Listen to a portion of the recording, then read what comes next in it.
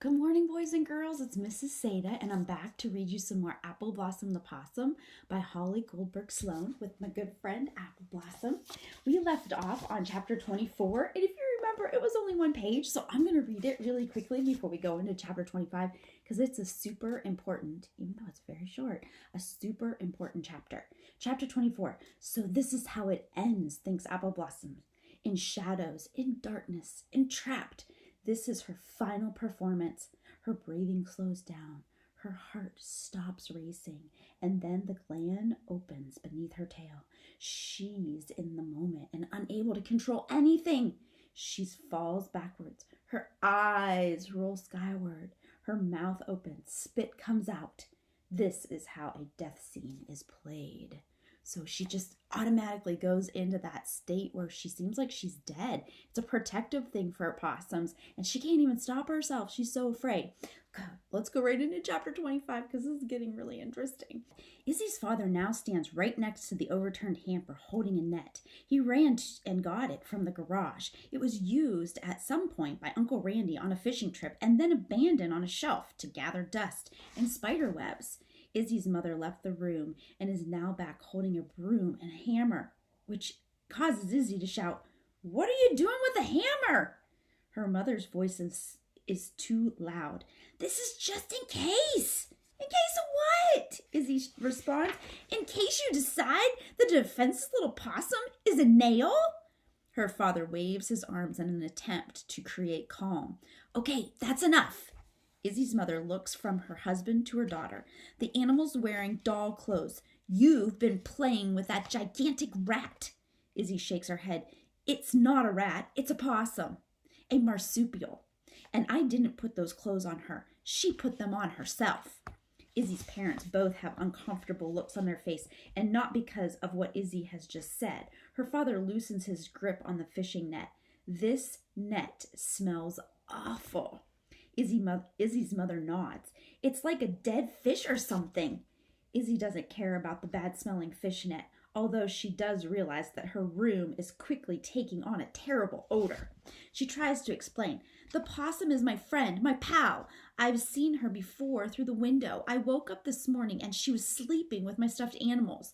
Izzy's father inhales big, like he's going to hold his breath before going into a tunnel, and then exhales long. He then says, "The animal does not belong in our house. Wild animals have fleas and ticks and carry rabies.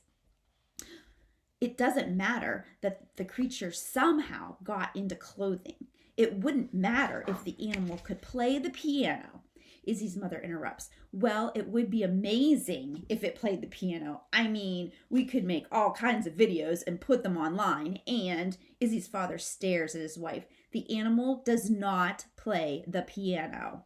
Izzy feels fairly certain that her possum is not musical. She doesn't want to reveal the fact that that the only talent she noticed so far is the possum's ability to make big messes.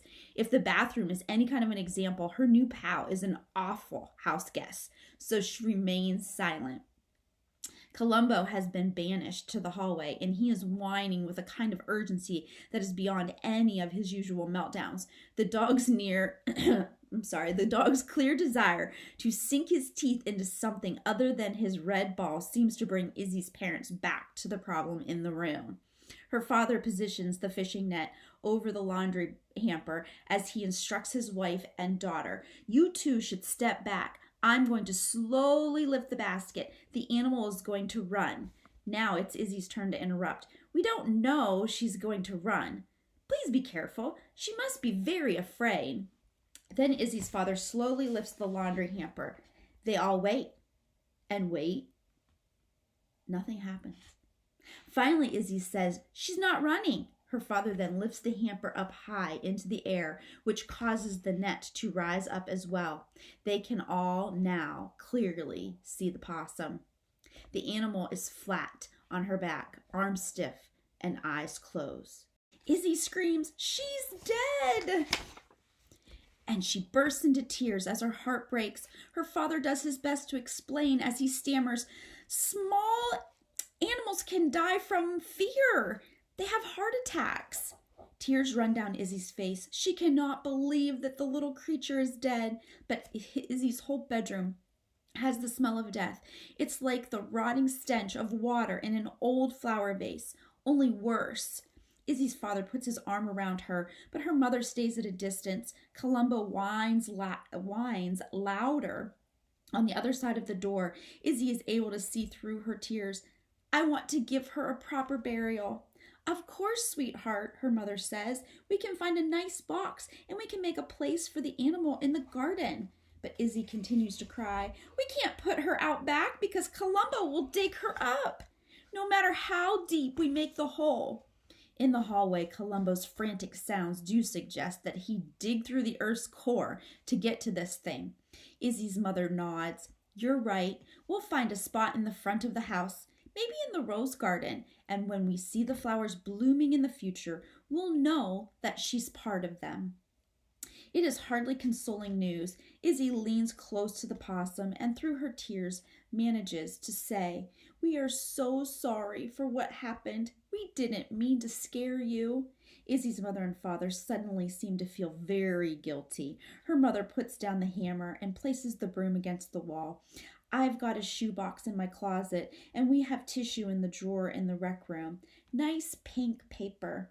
Izzy's father does his best to roll up Uncle Randy's old fishing net. I'll take this out to the garage. Izzy follows her mother to her closet, where she tries to steer Izzy towards a box that was for running shoes, but Izzy insists on a glossy black box that holds her mother's favorite high heels. Izzy returns to her room and lifts up the possum and carefully places her on top of a bed of crisp pink tissue paper. She is surprised that the furry little animal is still warm to the touch. Izzy's parents are standing at the door waiting. They seem very anxious to get the possum out of the house and into the hole in the ground that her father has already dug so hurriedly that his back now hurts in a place he calls the L4, L5 area. Her parents seem to need to have this episode as she hears them whisper over as soon as possible. Her mother asks, Do you want your father to take off the blue jacket since it belongs to your bear, and the bonnet and the boots? Izzy makes a face that indicates no. Her mother manages a wobbly smile. No, bad idea. Also, sweetheart, it's probably better to not keep touching that animal. Izzy stops crying long enough to say, Can I have just a few minutes to myself to say goodbye?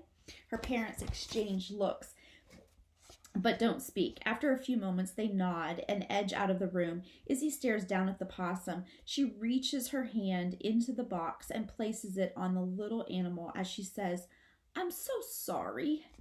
What happens next is the shock of all shocks. The possum's little hand suddenly wraps around Izzy's finger in what can only be described as a firm grip.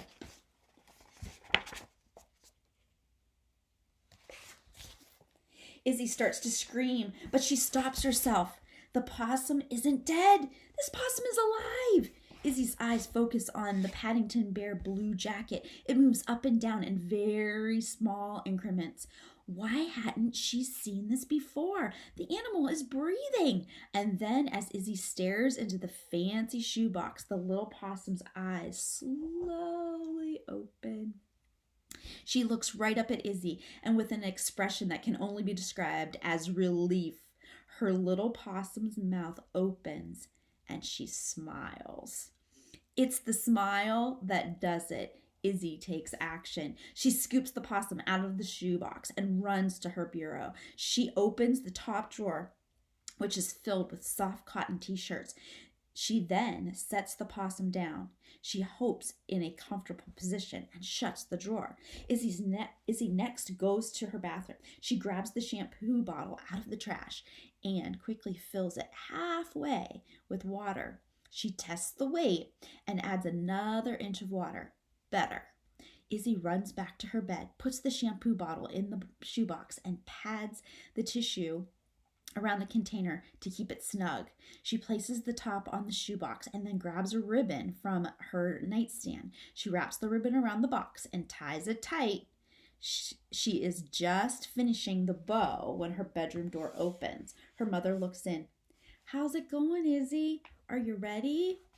Izzy, no longer crying and newly energized, tries to look sad, which is hard because she is anything but sad and not an actor. She secures the ribbon and attempts to sound full of sorrow.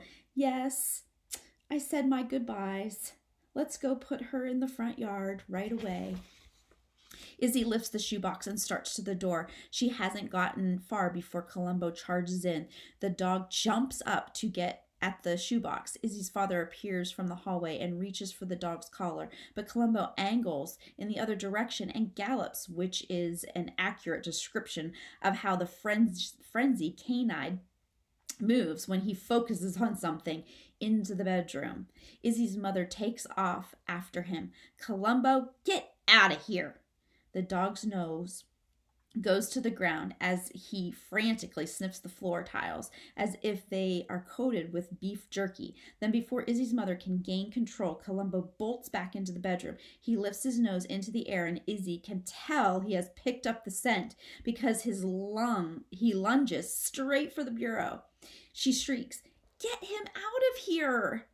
The alarm in her voice seems to penetrate the dog's brain because he's even more anxious as he throws himself against the bureau. His claws scratch at the top drawer and his teeth clamp down on the knob. He's going to open the drawer.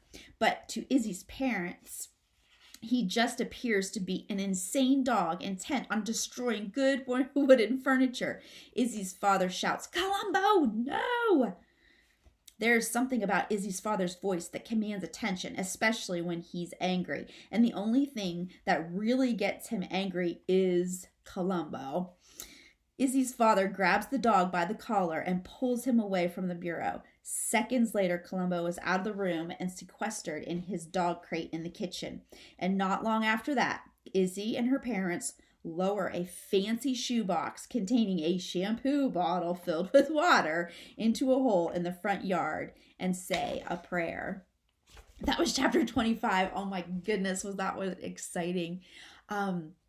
So I'm starting to think, what is Izzy gonna do with Appleblossum? Right now she's in a drawer in Izzy's room, and it's just getting so exciting. So we're on chapter 26, boys and girls. I will be back tomorrow to read you some more. I'm so excited. Can't wait to see what happens with Appleblossum and Izzy. I have a feeling they might end up being friends, but I'm not sure. Have a great day, boys and girls. Bye. Appleblossum says bye.